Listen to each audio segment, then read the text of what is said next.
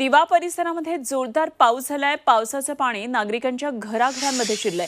नाले तुंबलेले आहेत नागरिकांच्या घरामध्ये, त्यामुळे पाणी शिरलंय। दिव्यात नालेसफाईची कामं पूर्ण क्षमतेनं न झाल्यामुळे पाणी शिरल्याचा आरोप इथल्या रहिवाशांनी केलाय।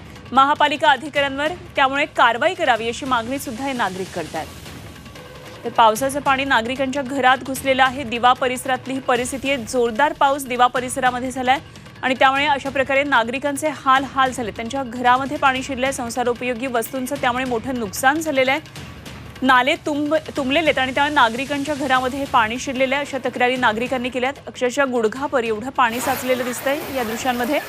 तर नालेसफाईची कामं ही पूर्ण क्षमतेनं झालेली नाहीयेत असा आरोप नागरिकांना केलेला आहे। त्यामुळे महापालिका अधिकाऱ्यांवर कारवाई करावी अशी ही मागणी इथे नागरिक करतात।